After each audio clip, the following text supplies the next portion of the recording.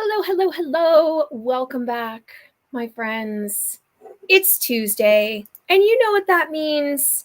That means it is time for Heirloom Afternoon. I hope you're doing wonderfully well. We've had quite a week, and I apologize for not being here last week. We had a death in the family, and we have not quite gotten back to normal. I can pretty much tell you we are not back to normal, but we are doing our very best and soldiering on as best as we can. I hope you're doing well.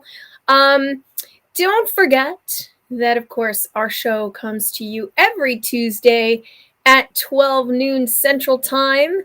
And of course, if you're always looking for cool and fun heirloom sewing tools and things like that, you can visit our website at shop.muppin.com. And my friends, we have so much to show you today. We have a neat little project that I was in an antique store, and in the antique store, it said, there was this little sewing thing. And I thought, oh my gosh, I have not ever done this project. And it's been around forever. Like, it's been around for not even just like, it's been around a really long time. Welcome, Rhonda. How are you doing today? Wonderful to see you. Now, before we get into today's project, I wanted to mention that we have a new quilt on the wall, and it is a 1930s era grandmother's flower garden. And let's take a look over on Quilt Cam what this quilt looks like. As you can see, it's a hexagon quilt, English paper piecing. So that's where my shirt comes into play. If you are down with English paper piecing, yeah, you know me. It's a take from a lyric from a rap song. So if you don't know the lyric specifically, that's what it's from. And we have lots of beautiful little flowers on this quilt, and they're done in rounds like a typical grandmother's flower garden is. And this quilt has the same fabric for every single one of the centers. So all of the centers are the same yellow fabric, and they were built these individual. Now, here's what I love about this quilt is that the interior ring of the circle of the flower is a solid. And so somebody very carefully planned that there would be solids, and then there would be a print, and then there's just like I guess you would call it a border of sorts between each ring of like a white color, a white or a cream. It's hard to tell with a quilt that is this old. Now, it is quilted, and I shall bring around to the back. It is quilted by hand, so that's really neat. And it also has, if you can't see that, it has a scalloped, sort of scallopy border, which, a lot of these don't have. So that is the quilt for this heirloom afternoon. It is a quilt from my family collection. So one of my great grandmothers, great in-laws made this quilt. So I'm kind of excited to have it. It's very springy, it's very cheery, and we could use some cheer, and we could use some spring. It has been raining nonstop here in Chicago, and we've had to deal with way too much water. And I know that other parts of the country, and indeed parts of the world, could use more water. We will happily send it to you. So let's talk about what we're going to do today. So today we are going to be taking a look at this steel hand weaving loom. Oh, Rhonda, thank you. Very pretty. Love the planning the maker did with the flowers. Yeah, I agree. This was a very intentional quilt. And I think that is, I like quilts with intention, that makes me happy. Okay, so today, we're going to be talking about this loom. So let me bring over the cam so you guys can take a look at it here. And of course, like our whole studio setup is in disarray. I apologize. Okay, so let's take a look. So this is, I guess, what you would call a hand weaving loom. We all remember something along the lines of these from when we were younger. And I do remember like these being around when I was younger, but they're not necessarily something I ever did. So they do still sell these, and they do still sell the loops, which when I picked this up in the crafts, or not in the antique store, it was $5 whole. Now it does say steel non-rust weaving hook included.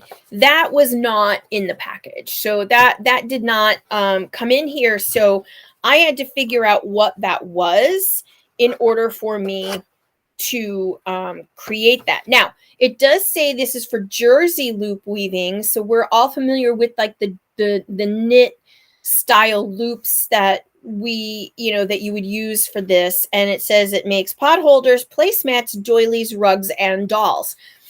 I don't think I've ever seen a rug of this. I've only ever seen a pot holder. So I'm interested in, so I'm going to have to wrestle it out.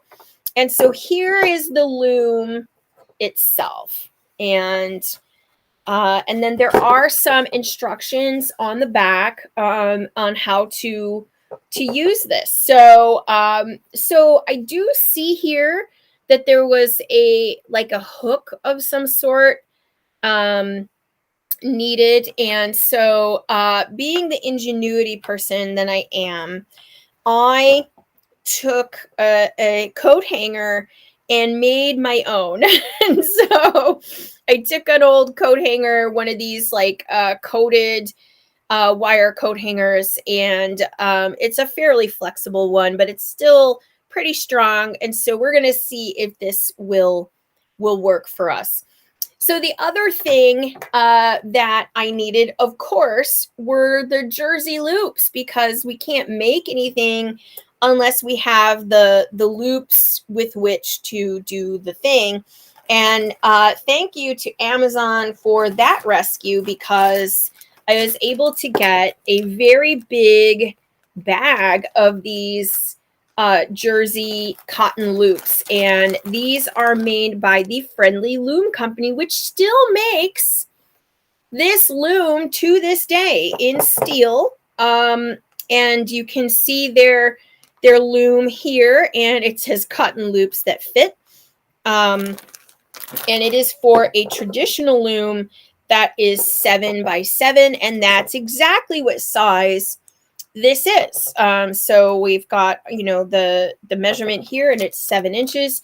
And it will make at least 8 pot holders. So that's kind of cool.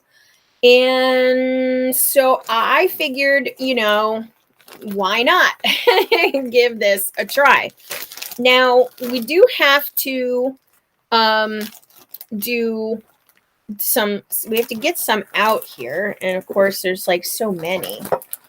And I didn't really sort through any of these.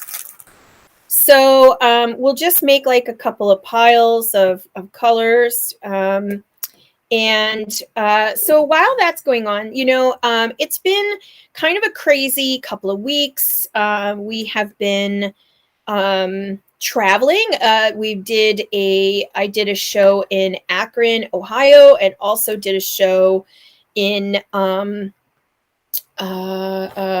did a quilt guild, which was really nice. And so, I just want to get a couple colors of each out. So it looks like it feels like there's an excess of blue. Like there's a lot of blue here. And then so I did a quilt guild out of the Iowa border, and then had to drive like across to Ohio. And so I've been on the road, and unfortunately, poor Charlie, he's been dealing with everything else here at home, which is, of course, been a lot on his end, and it was one of his family members that passed away. So we're kind of, recovering, sort of, kind of. Oh, look, there's like 2 different colors of purple. There's a lot of colors in here. I didn't expect it. I mean, I guess I looked at the bag, but, my brain did not register that there were this many colors in this container. So that's kind of neat. And so these little loops are supposed to be enough for this project, and there should be enough in this bag. It says to do 8 pot holders. And looking at this now, I'm like, oh yeah, there's plenty in here. So so let's see. So I've been looking up also, I guess there's different ways that you can weave with this, and that's been kind of cool. So I'm gonna try that. I'm gonna try my hand at one of the various weaves, and it just depends on like how many of these I can pull out. Oh, sorry, I feel like I'm gonna sneeze. All right, okay, so let's just see here what we can pull together. And I know that there's like various like plaid styles that you could do, and all kinds of other things. And I don't know what colors I want to do. I think I want to do like a purple and a green. I love purple and green together. Those are some of my favorites. So let's do like a purple green, or maybe a pink green. I don't know. Let's see what we can do. Okay, so first, what we need to do, I'll take these and these. How about these and these? And then, I made these nice piles. I really don't want to ruin them. So I'll just scooch them off to the side here. And we have the giant pile of other stuff over there. So, okay. So, we need to weave. So we need to put, like, I guess our warp on. And we can do these by hand.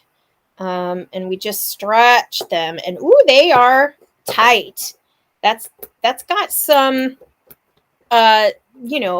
some strength to that. That's pretty cool. I guess I didn't expect that. I thought that these would be a little bit stretchier.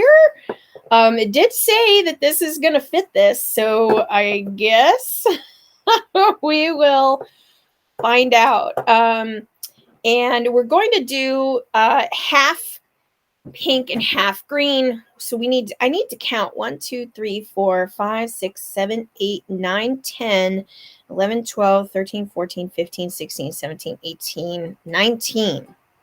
Now there's 19 that way. 1, 2, 3, 4, 5, 6, 7, 8, 9, 10, 11, 12, 13, 14, 15, 16, 17, 18, 19. So there's 19 in each way. Does that not feel very strange to you? Like, shouldn't it be 20?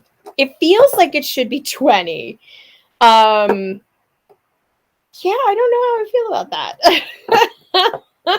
So, yeah, we're going to do half of this as green and then the other half pink. Yeah, so that makes me kind of feels kind of weird. I feel like I'm going to break one of my fingernails too. These are, of course, my Olive and June manicure today. One of them feels a little weak, like it wants to break on me. 1, 2, 3, 4, 5, 6, 7, 8. So we're at almost at the halfway. And we'll do 9 of this side, and then we'll do 9 of the other. We'll do 10 of the other. There we go. Okay, so there's half. And I mean, stretching these, you think it's got a lot of stretch to it, but it actually doesn't. Although the pink has a lot more stretch to me. So maybe it's just the colors that, like certain colors stretch easier, because I don't feel as much tension on the pink as I do the green. So that's odd. All right, and this part does not seem very difficult. Bridget says, who does anything with 19? I agree. 19 is a very odd, I mean, it is an odd number. It's primary number also. Thank you, math, for that. I'm not a math nerd. I am not a person who thinks math is awesome. I guess that's why I'm more of an art quilter than anything else. So, all right. So let's see. So we've got to just grab one more for our warp, and then we can focus on the weft. So we've got this, these two colors in here. And so everything that I did read about, and I think I watched one video from the Friendly Loom people, and it says, you know, of course, that you press down one of the colors, and then you weave back and forth like this. And you're just pushing down with your finger the individual loops of, and you have to do them by twos because you want to get the whole loop from your you know, your warp and your weave. And so I'm pushing down some, and I'm making sure that my hook here, this little hook thing, goes in and out of the right ones. Okay, so now we're at the end, and we're gonna you do this in the middle. Did I mention I have never done one of these before? I have never done one of these pot holders. Now, when I talked about it with one of my class students, they said, oh my gosh, I remember that thing. I actually was able to buy candy and toys by selling these to, you know, people that she knew in her neighborhood. And I was like, what? So entrepreneurial. And so, of course, like that's the kind of thing that I think of. And so we're going to now turn our hook, and we're going to bring our first loop all the way across and through, and we're trying to make sure it doesn't catch on the various loops as we go. And we don't want it to let go, because then we have to start over. And what we're doing is you can just hook it to one side and then bring it over. And then from what I was seeing, okay, you take this one end. Oh, there does go my fingernail. Okay, so then we're going to just pull it across. And we don't want to twist the hook. We don't want to twist the weave. And so now it's on, and now I gotta dislodge it, and then we're just going to press it down into place. And it's not twisted. That was one of the most important things was that it wasn't twisting as we pull it down. So so I apologize. You're gonna have to look at now a missing fingernail. I apologize. It's been that kind of week. Okay, so now our second row has to go in the opposite, and we have to push down these you know, in the other direction.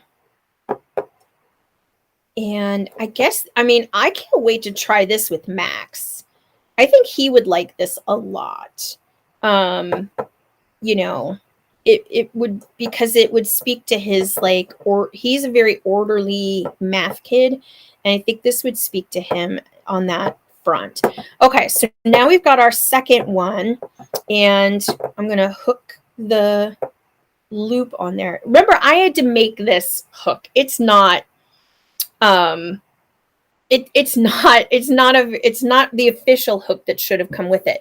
Oh, Debbie, check this out. Like, her husband, 81 years old, was talking about those on Sunday. He remembered making the pot holders and was surprised they still sell that kit. Of course, my daughter remembered making them when she was younger, and she's 29. Yes. This is, I mean, I know that this was available when I was young. They still make them. This kit is from the 1950s, and it is still, they still make it, and you can still do this. And these cotton loops came in such pretty colors. For me, I was like, oh yeah, give me that set of bright colors. And so, I've never been a weaver. Never been, someone who's into that. So this is kind of neat. Oh, Debbie says it was her husband's cousin. So yeah, so many people remember making this. Like I said, I had a student in one of my classes, and she said she made these and sold them, and like would have like would use that to buy dolls and doll clothes and stuff. And so she was able to have like a cute little enterprise on the side doing this. So and so here you can see that's our second row. And you can kind of see like the stripe that's coming here, and then the weave happening there, which is kind of neat. So and again, it's not hard. The only hard part I can imagine is as we get closer to the top. So I'm going to do the next one. And of course, we do just have to pay attention to the number of loops that we're catching with the hook, up and down, up and down. That part is really easy to do. The hook, just putting the hook to the side so that it doesn't catch on the way through is important. And then, getting it through here, and then we just hook on one of our loops, and we start pulling it. Now, again, I got to make sure it doesn't catch as we pull it through. Now it does call for a crochet hook in order to do any of the finishing. And I did go through my collection of crochet hooks and found one. You got to make sure it's on the peg. We don't want just the top of the loop to be stuck to the peg. We want the whole loop stuck onto the peg, and that's why we're bringing it down, and we're really making sure it goes down and over that peg. And there we go. We've got it off, and now we can press down our weave. Remember, we're not twisting the loops as we go. We want that to look nice and tidy. And we're just trying to keep it in line with its peg on each side, which I didn't think was going to be hard. And it's a little stranger to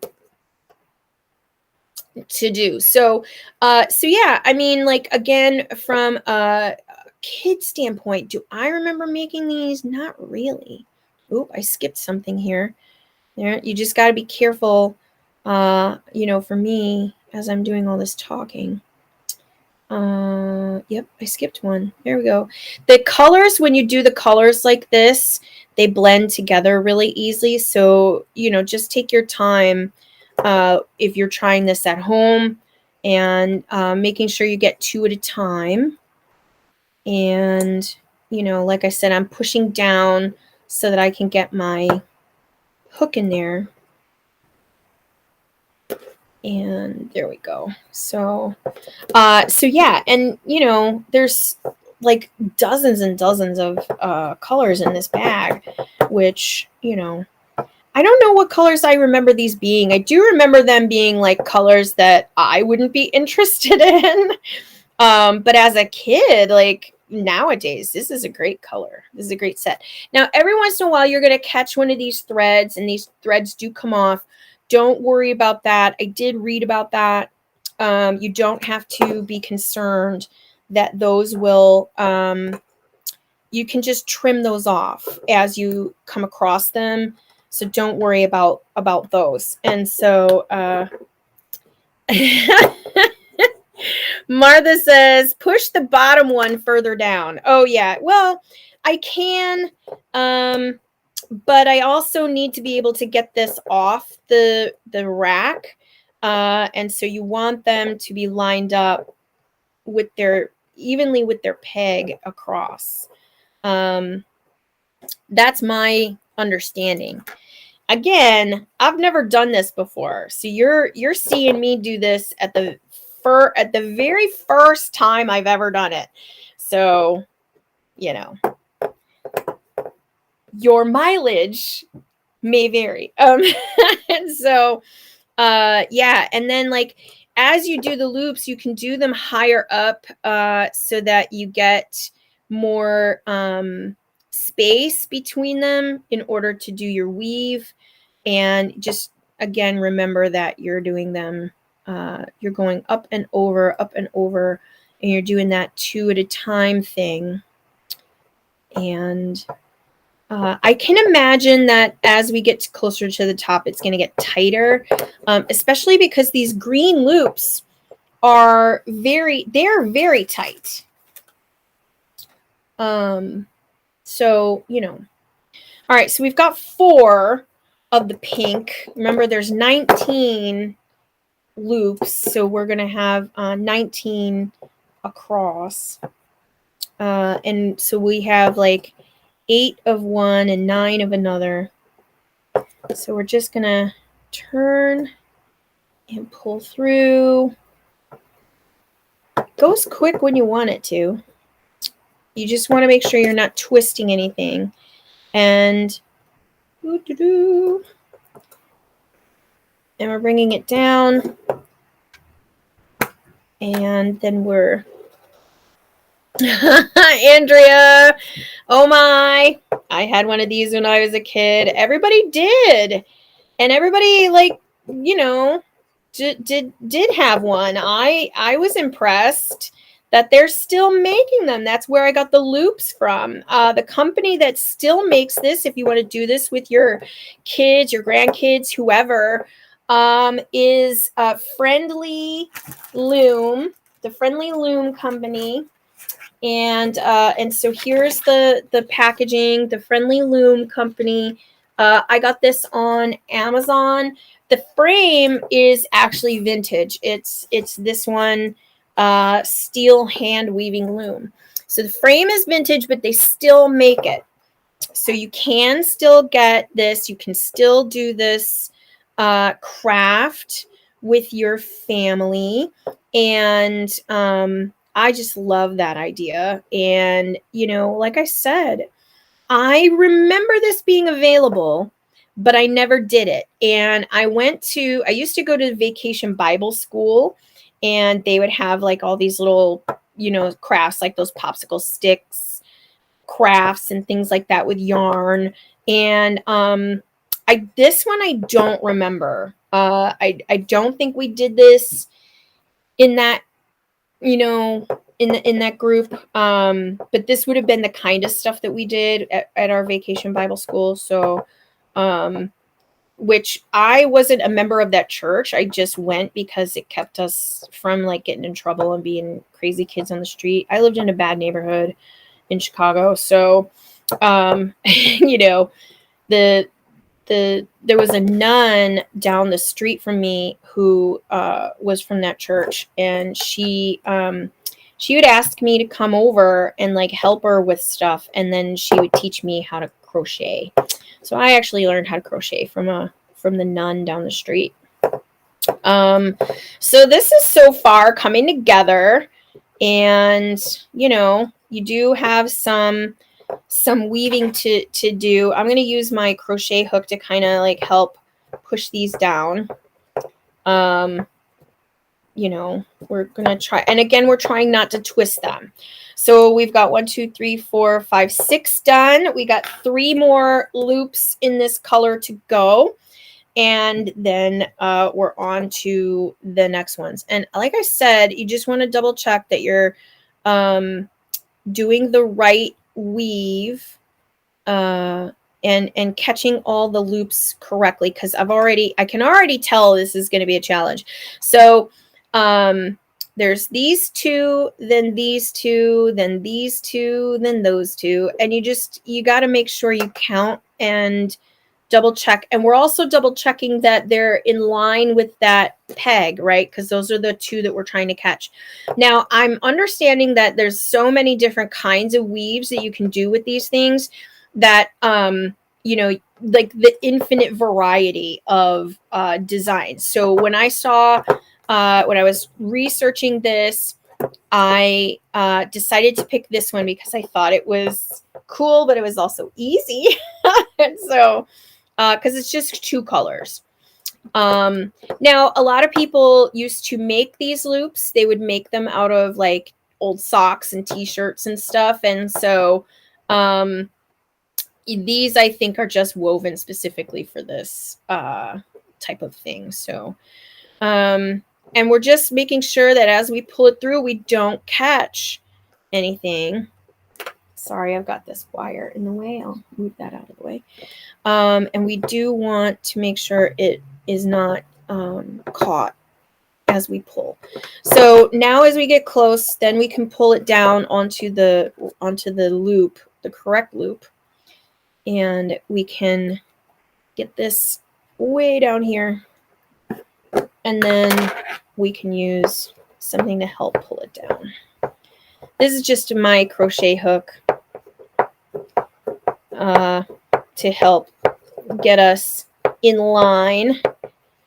We are kind of getting bowed here a little, so we're going to continue to pull it down.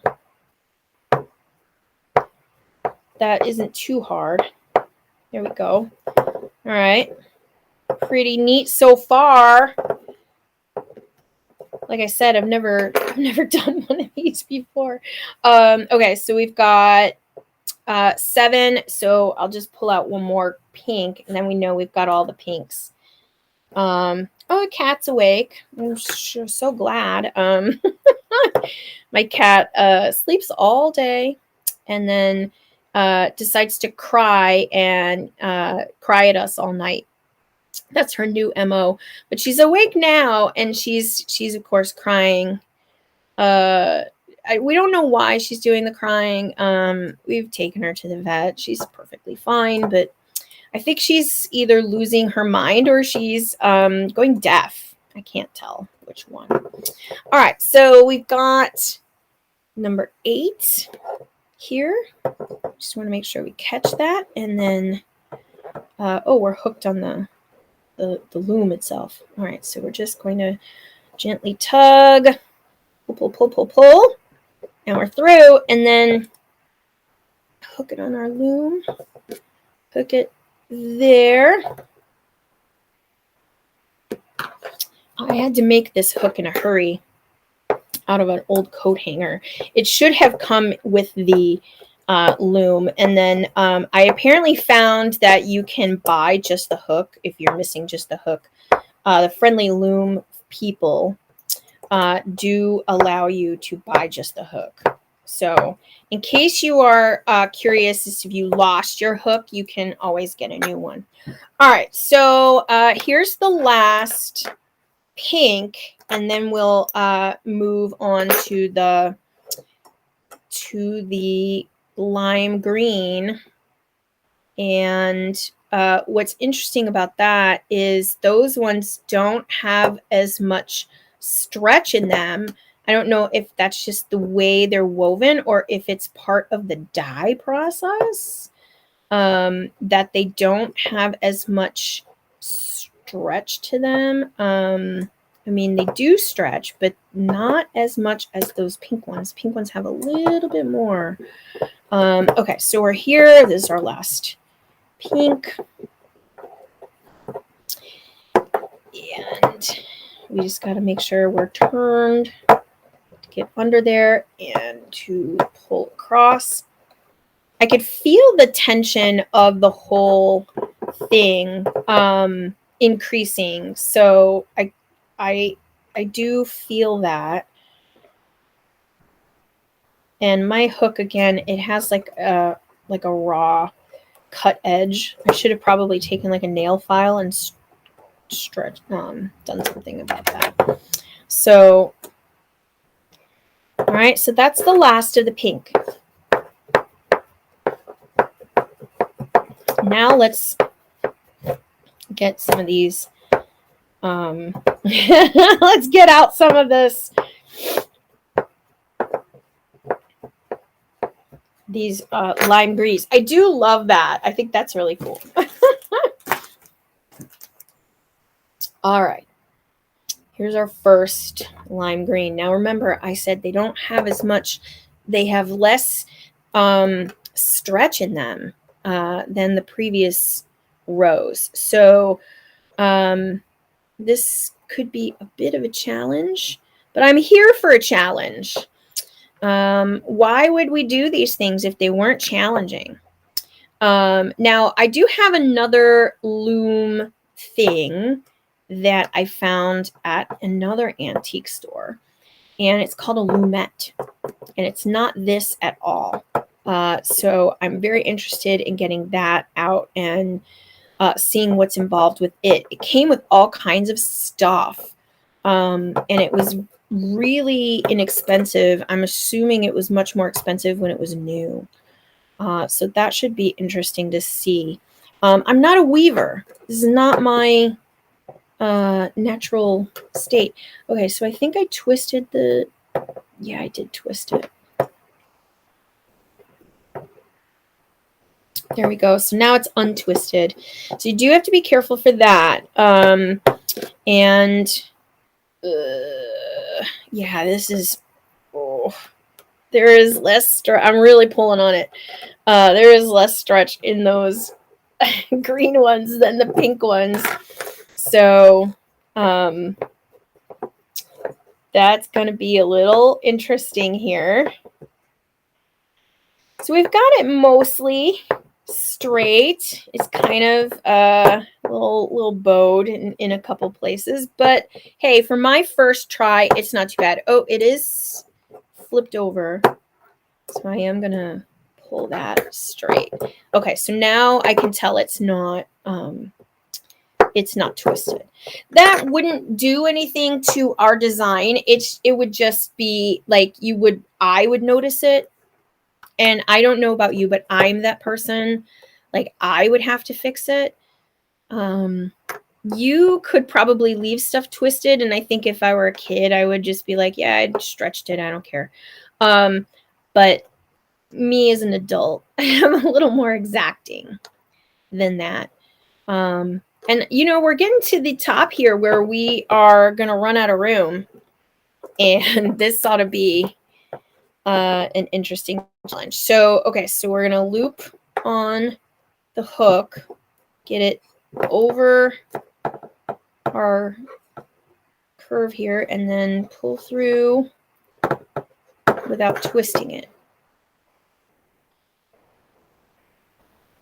Yeah, it wants to catch on stuff all of a sudden. It's very it's being ornery. There we go. All right, so we're going to pull that down to that spot. And sometimes I just got to lift it up, get that hook out, and then pull it down there.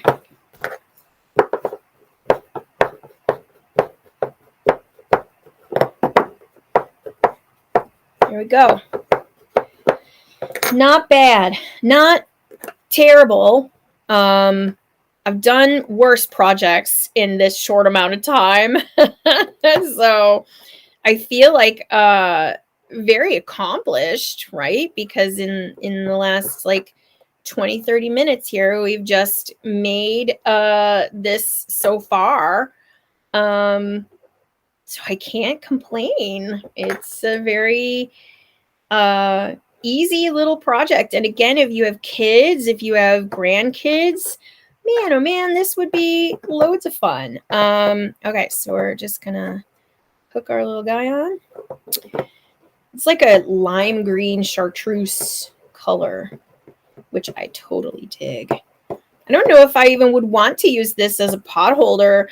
It's so pretty. But I guess the good thing is if it was not so dirty, or if it got dirty, I could just make a new one. So yeah, and here we go. It is tight to pull this particular color. For some reason, they're just tighter to pull than the others. And so, you know, we're going to see what happens when we get closer here, because there does have to be some room to get this last row in. That I can already tell will be rather challenging. But I'm here for it. I'm here for this challenge. Will I be defeated by a 1950s steel loom? I could probably tell you the answer is no. Now, I'm sure that this craft is much older than the 50s. I can see this being done with wooden pegs. So if there's that style out there, that would be an interesting thing to look for. And so Rhonda says, I still have one from 1967. And it has seen lots of use. I can imagine, like, somebody kept this and kept the box. But the hook is lost. The hook is lost to time. But the friendly loom company that still makes these, they still make the hook. And I could have gotten a hook. I didn't have enough time, and I didn't know what we were going to do today. As you know, we've had some tragedy, and we've been trying to deal with that, and with me traveling and trying to take care of things from the road. It's just been really, really hard. So this is a comforting thing to do, because it does. I do feel the nostalgia. Even though I personally never did one, I do feel in a way connected to people who have done them. So I do love that. Thank you, Rhonda. And so, for me, it is fun. I am not going to lie. It is super, super fun. All right. So we're just going to sort of picking up the pace here so we can try to finish this before I go. Martha says, go back. I was pulling it off the screen. Yeah, I'm trying to. I do have all my loops in the right place so far. I haven't messed that up yet. Don't worry, I'll probably mess something up along the way. Oh, your pot holder's yellow and blue. Yeah. I mean, I guess you could take this and do all kinds of things with all kinds of places. I don't imagine that this is, any other than it's being steel. I don't think you could get it through TSA. But from the like I said, there was a lady I met, and she said that she made these and sold them for like a nickel, and then she was able to like buy all the toys that she wanted, toys and candy. And I thought, man, that's enterprising, right? I don't have that. I mean, I have that enterprising spirit, but like I don't think I had it as a small child. I mean, maybe I did. I don't know. Oh, you thought I missed a loop. I don't see any so far. And at this point, I don't know if I will go back and more worried about twisting it. But so far I'm okay. So far, right? Don't quote me though, because now, right? That'll be like how that'll be how it gets messed up. Okay, so it needs help here. There we go. Yeah, see, so you want the whole loop to be caught on the peg. You don't want just part of the loop fabric to be on the thing. And you want to make sure it's not twisted. So far, I think your loom was a green color. The green is what is shown in on the Friendly Loom site. And they're green here. Like you can see theirs. Now it looks plastic, but it's not. It's actually green. And look at that weave. I could have done that. So we just need to get just a couple more in here, and we will be ready to take it off the loom. I mean, we're getting down to the wire. It does now there's tons of tension, and this hook is a little harder to push through each of these and get them the warp to push down in the appropriate way, in the appropriate spot. So that whoa, did you see that? That one came right off. So we got to make sure that these stay down here on the top. That's not good. So, watch out for that if you do this. Because as you start pulling these up, these are going to want to come off. I don't want that to happen. So there's some challenges here as we get to the top. And I'll just stick him on his spot already. I don't know why I think the greens are boys and the pinks are girls.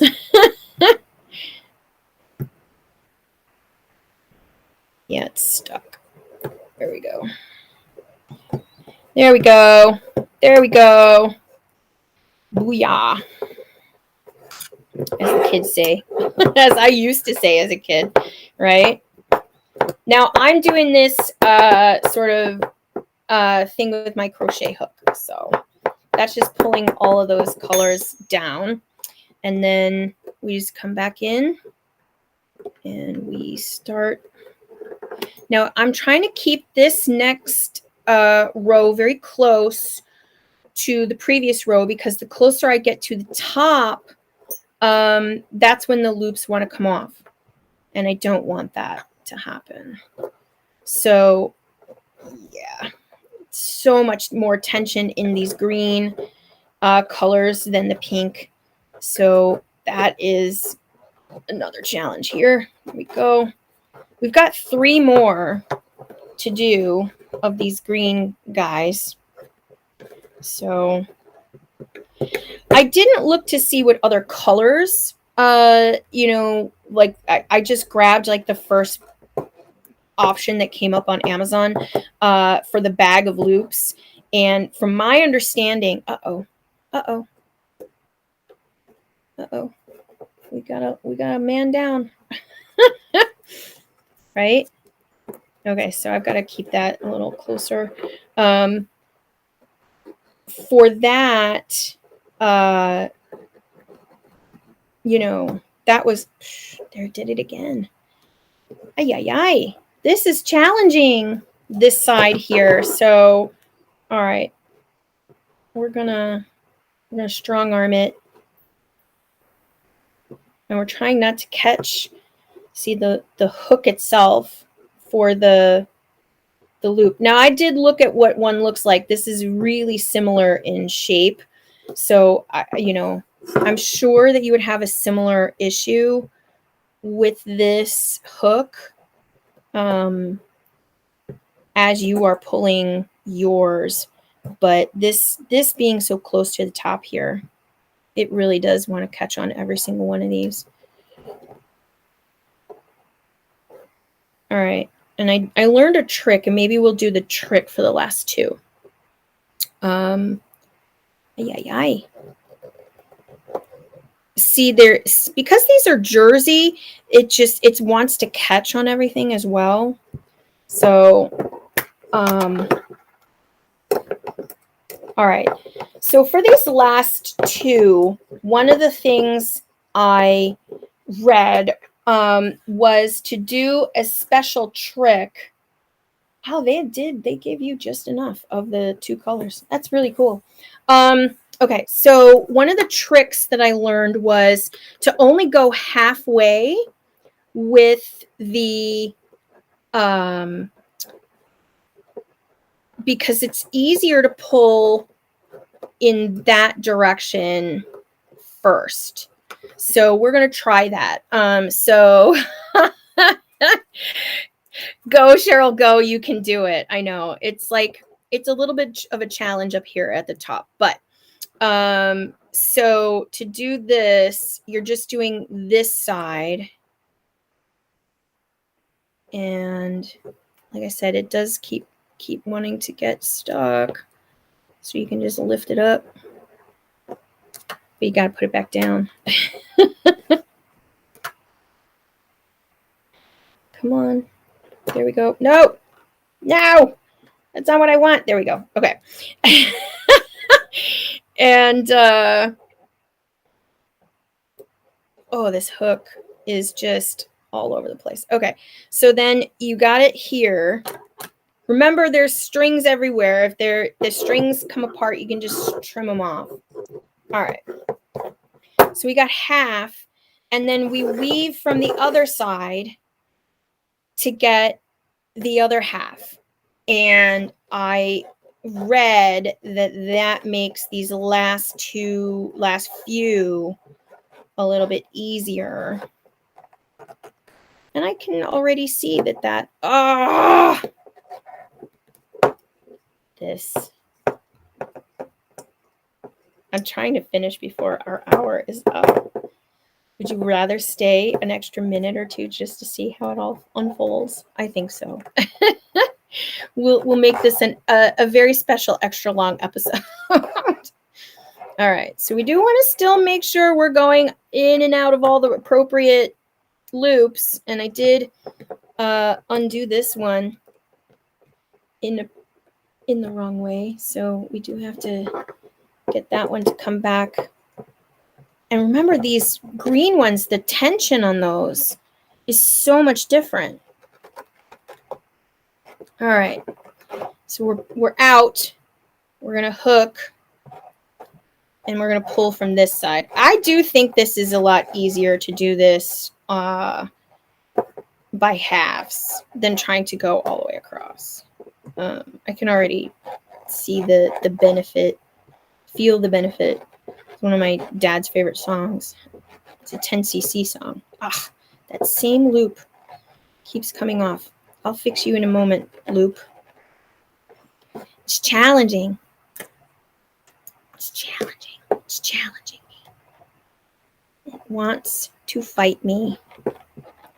And part of it is that the loop itself, the hook, has that little edge that is a little hard or a little sharp. All right, so now we've got to figure this out.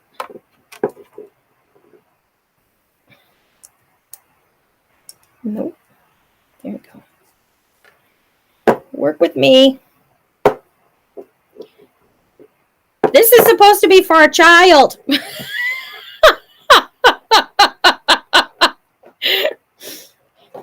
There we go.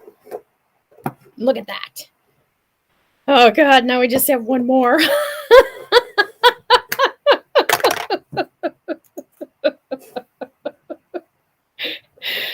Oh, you know, if you weren't feeling like magically stressed by now, you could take all your aggressions out on this thing, right? You know? Yeah. We got one last one to do. We're going to do the same thing. We're going to do the half and half. And there we go. Oh, ah! The good thing is that the pink ones are much stretchier than the green ones. So the pink ones are a lot easier to get around. And I see that one came loose again. They have a lot more stretch to them. The green do not. So that's where the challenge is. And we're almost to the end. I saw that one come loose again. But the good thing is that once we get to the end of this one, then we can do the loop-de-loop here and get them to stay on. So, you know, it's a process. Another friend of mine did tell me that I should loop and do this all in the middle, and I can't imagine that has so much tension on it now. I can't see that being an option that would be better. So, you know, I think that dealing with it on the edge here is the right way to go, but it is rather difficult with all this tension. No wonder I broke a nail. So, but we're getting there. The mailman is coming down the street. If the mailman ever changes their muffler, I won't know that the mail has come. And again, I'm sure that because, you know, the hook that should have come in here probably was a little bit stronger, straighter steel. I don't think I would have as much struggle as I'm having here with this hook and this area. But, you know, we're down to it. Last spot, last row, last hook. Let's get in there, and I'm just going to try to just pull. Nope, of course I already messed it up. There we go. Up, down, up, down. Let's go. This is not hard. This is a project for kids.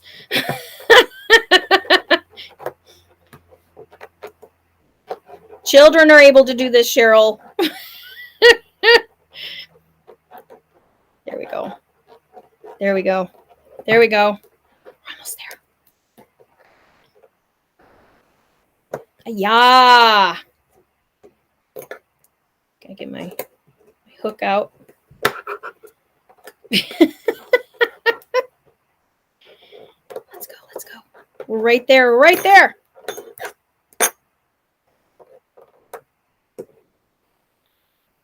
Did I twist it? I did twist it. Okay. I told you that this wire, it just wants to hook on everything.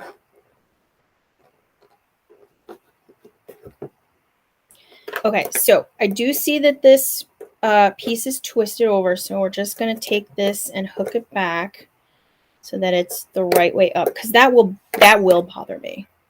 I'm going to be that person and say, no, I don't want it to do that. And then I do know that I've got to take this one off. Put this under here.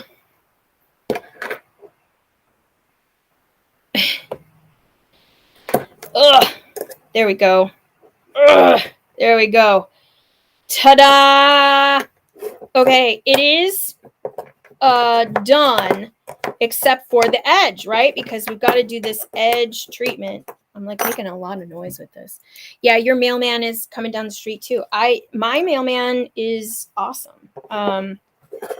So okay, so here's what we do. We're gonna leave one of these to the edge. So we want to catch this loop, and we're pulling this loop up and up. Okay, maybe not. We're catching this loop and we're pulling it through like that. And then we're pulling it off. And then we do the same thing. We pull it. Oh, I gotta do this on screen. Okay. So we're going into this loop, pulling it up off the thing, and pulling it through the previous loop, the one next to it. Maybe. These are really thick, and this hook is probably not the right hook, but we will deal. All right. And this is how we're finishing it. So we're going to pull that previous hook loop through like that. See how the edge is now finished? So we're going to do this all the way around, and then the last one becomes the hook that you hold it with. And you're probably like, well, how do you keep all the tension then on all the sides? What you're supposed to do as you get to the very last one on this side, you just pick one of these loops and you you just hook it to the side so that it's like still stuck to the loop. I'll show you. I'll just do this one side and then I'll show you what I mean. And it'll probably be this one because there's a lot of stretch in that. But now here we're going to get to these which don't have any stretch in them at all. So you can see that like the edge is like almost crocheted, you know, and I guess that is what it is. So it self-finishes, which I didn't think it did that. I don't know why I thought you had to like sew it. And I guess you can sew the edges. You can go in there with some yarn and then you'll have a very loopy edged pot holder. So there's a lot of designs on the packaging for this. But the crochet part is what keeps the edge from unraveling and keeps the weave like so. Oh, I'm not in the screen anymore, am I? And so like this would be, I think this would be the challenging part for Max. He's 10 and I am really wrestling this. Like these greens are not very stretchy compared to the pink, but they are going. Okay, so now as we get to the end, we've got these last two.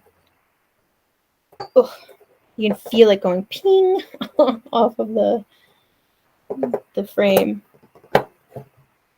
Oops. Don't let your other rows come off. Gotta pull those back down. All right, and then you get to here. You're supposed to take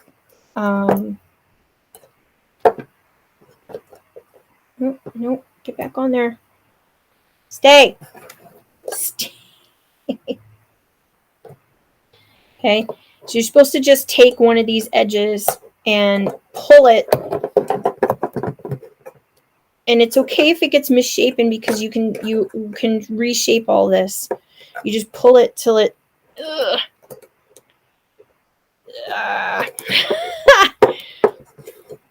I'm really stretching it. There we go. Okay, so that's how that stays on. And then that's how you keep the tension on it to keep going. And then you just go around the curve and everything. And you just keep going. So I'm going to leave it there. I will go ahead and finish the rest of this. I'll put a picture up on my Instagram of it all done. But this has been a lot of fun.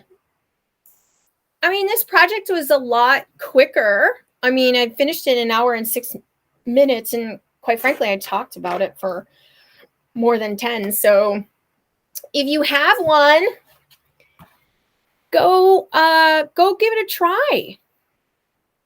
Get your kids involved, your grandkids involved. It's been a lot of fun. I mean, you know, it's pretty neat. I think I can't wait to try this out in my kitchen. So, my friends, we'll be back next Tuesday. Don't forget, come on by.